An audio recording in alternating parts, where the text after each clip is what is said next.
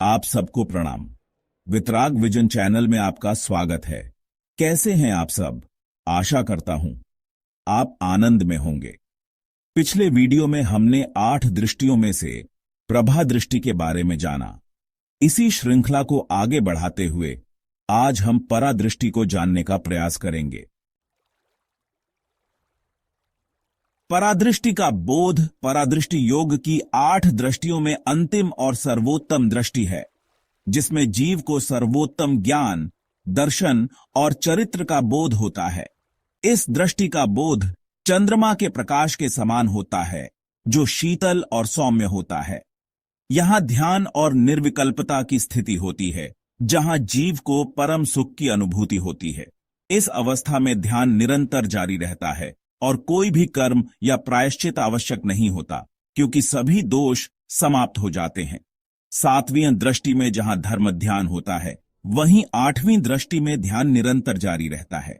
यह अवस्था समतावाद और आत्मनिवृत्ति के उच्चतम स्तर पर होती है। इस दृष्टि में जीव बाह्य कर्मों से मुक्त होकर केवल ध्यान में डूबा रहता है। यहां परोपकार की इच्छा नहीं होती, बल्कि यह चेष्टा स्वरूप होता है। आसंग दोष इस अवस्था में समाप्त हो जाता है, जिससे जीव की समता में गहरी रति उत्पन्न होती है। यह रति जीव के आगे के आत्मिक विकास में रुकावट नहीं डालती, लेकिन उसे बंधित भी करती है। जब जीव इस रति को छोड़ देता है, तब केवल ज्ञान की प्राप्ति होती है और समतावाद के उच्चतम सुख का अनुभव होता है। समाधि, जो ध्यान का उच्चतम रूप है, यहां निर्विकल्प समाधि के रूप में प्राप्त होती है। यह एक सूक्ष्म, स्थिर और प्रौढ़ अवस्था है, जिसमें ज्ञान और ध्यान की एकता होती है। इस अवस्था में जीव को अपने स्वरूप का पूर्ण ज्ञान और अनुभव होता है और समस्त भ्रामक विचार समाप्त हो जाते हैं। आखिरकार 8वीं दृष्टि में जीव के समस्त दोष समाप्त हो जाते हैं और वह सच्चिदानंद की स्थिति में स्थिर हो जाता है। इच्छा योग, जब व्यक्ति संसार की असारता को समझकर उसमें वैराग्य महसूस करता है और तत्व ज्ञान की इच्छा जागृत होती है, तो उसे इच्छा योग कहते हैं। इसमें व्यक्ति शास्त्रों के अनुसार धार्मिक क्रियाएं करता है, लेकिन प्रमाद के कारण उसे पूर्णता से नहीं निभा पाता। इसका उद्देश्य तात्विक रुझान और विवेक के साथ साधना करना होता है। प्रवृत्तियम, यह वह अवस्था है जब व्यक्ति यमों, अहिंसा आदि का पालन करता है, लेकिन इसमें अभी भी कुछ चिंताएं होती हैं, जैसे कि गलती करने का भय। यह अवस्था 6ठी दृष्टि के जीवों में होती है और इसमें भूतकाल से बनी आदतें होती हैं। स्थिरयम, जब अभ्यास स्थिर और निरंतर हो जाता है, तो व्यक्ति को कोई चिंता नहीं रहती और वह बिना किसी विचलन के यमों का पालन करता है। इसे स्थिरयम कहा जाता है, जो आत्मसात गुणों के कारण स्वाभाविक रूप से पालन होता है। सिद्ध्यम, जब शुद्ध अंतरात्मा में यमों का पालन सिद्ध हो जाता है, तो वह दूसरों में भी सकारात्मक प्रभाव डालता है, जिससे वे भी अहिंसा आदि गुणों को अपनाते हैं। यह अवस्था मोहनीय के क्षयोपशम से उत्पन्न होती है। शास्त्र योग, यह वह अवस्था है जब व्यक्ति शास्त्रों के अनुसार पूरी तरह से धर्म का पालन करता है। इसमें कोई प्रमाद या अतिरेक नहीं होता। शास्त्र योग में शुद्ध और बिना किसी अव्यवस्था के धर्म के सभी विधान पूरी तरह से पालन किए जाते हैं।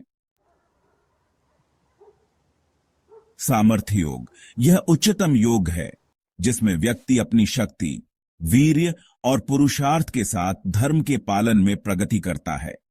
इसमें शास्त्र की सहायता की आवश्यकता नहीं होती और व्यक्ति आत्मिक विकास के लिए अनिर्वचनीय क्षमता प्राप्त करता है। धर्म संन्यास योग में व्यक्ति क्षयोपशमिक गुणों का त्याग करता है और उच्चतम स्तर पर धर्म का पालन करता है।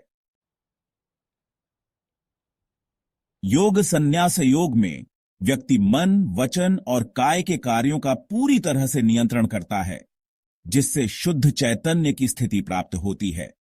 यह सबसे उच्चतम योग है, जो अंततः मोक्ष की ओर ले जाता है। मुख्य सार, यह वर्णन जैन तत्वज्ञान में आत्मा के विभिन्न गुण स्थानों की व्याख्या करता है, जहां व्यक्ति योग और साधना के माध्यम से अपने आत्मिक विकास की विभिन्न अवस्थाओं से गुजरता है, अंततः मोक्ष की प्राप्ति की ओर बढ़ता है। योग दृष्टि की 8 दृष्टियों का अल्प विवरण। योग दृष्टि में 8 दृष्टियां गुण स्थानों का वर्णन किया गया है, जो आत्मा के आत्मिक विकास और मोक्ष की ओर बढ़ने के क्रम को दर्शाती है। ये 8 दृष्टियां या गुण स्थान आत्मा की शुद्धि की अवस्थाओं को सूचित करती हैं। संक्षेप में इनका विवरण इस प्रकार है। पहली दृष्टि, दृष्टि विग्रह। यह वह अवस्था है जहां जीव धर्म को ठीक से नहीं जानता। वह अज्ञान में होता है और उसे सही और गलत का भेद समझ में नहीं आता। इस अवस्था में जीव संसार में भटकता है और अपने कर्मों का प्रभाव नहीं समझता। दूसरी दृष्टि, संकल्प विग्रह। यहां जीव में थोड़ी समझ आ जाती है, लेकिन वह केवल बाह्य आचार और कर्मों पर ध्यान देता है, बिना गहरे तत्व ज्ञान के। इस अवस्था में जीव सांसारिक बंधनों में उलझा रहता है और उसे कुछ शुद्धि की प्राप्ति नहीं होती। तीसरी दृष्टि, नियम विग्रह। इस अवस्था में जीव शास्त्रों और धर्म के कुछ नियमों को समझने और पालन करने की कोशिश करता है। वह पाप और पुण्य के बीच अंतर को समझता है, लेकिन उसकी आस्था और श्रद्धा पूरी तरह से स्थिर नहीं होती। वह अभी भी भ्रमित रहता है।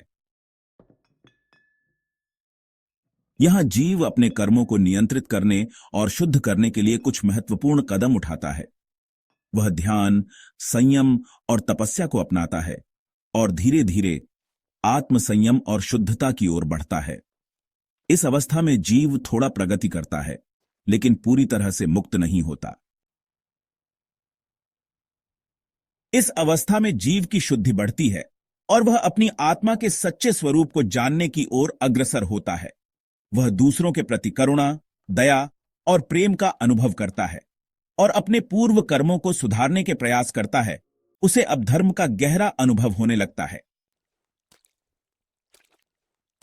इस अवस्था में जीव शास्त्रों और धर्म के उच्चतम सिद्धांतों को समझने लगता है। उसकी आत्मा में नकारात्मक भावनाओं का सफाया होने लगता है और वह आत्मज्ञान के मार्ग पर स्थिरता से बढ़ता है। इस समय वह कर्मों के शुद्धिकरण की ओर पूर्णतया अग्रसर होता है। यहां जीव आत्मज्ञान प्राप्त करने की स्थिति में होता है। उसके भीतर आत्मा की शुद्धता पूरी तरह से प्रकट हो जाती है और वह निर्विकल्प और निराकार रूप में आत्मा के वास्तविक स्वरूप को अनुभव करता है। वह सभी कर्मों से मुक्त होने के करीब होता है और उसकी आत्मा में कोई भी द्वंद्व या संकोच नहीं रहता। यह अंतिम अवस्था है जिसमें जीव पूरी तरह से कर्म बंधनों से मुक्त हो जाता है और उसे आत्मज्ञान की पूर्णता प्राप्त होती है। यह मोक्ष की अवस्था है जहां आत्मा परम शुद्ध, निराकार और निरंकार होती है। इस अवस्था में आत्मा में किसी भी प्रकार का दुख, जन्म मृत्यु का चक्र या अस्तित्व का भय नहीं होता। तो धीरे धीरे करके हमने संक्षिप्त में 8 दृष्टियों की जानकारी ली। इस जानकारी के माध्यम से हम यह भी जान सकते हैं कि हम अभी कौन सी दृष्टि में हैं और आगे हम कैसे बढ़े। इसके अलावा आप और कौन से विषय को जानना पसंद करेंगे, कृपया कमेंट करके जरूर बताएं ताकि हम उस पर वीडियो बना सके। वीडियो को सब्सक्राइब एवं लाइक जरूर करिएगा। आप सब अपना ख्याल रखें और अपनी दृष्टि के उत्थान में आगे बढ़िए। वीतराग विजन चैनल की ओर से आपका धन्यवाद।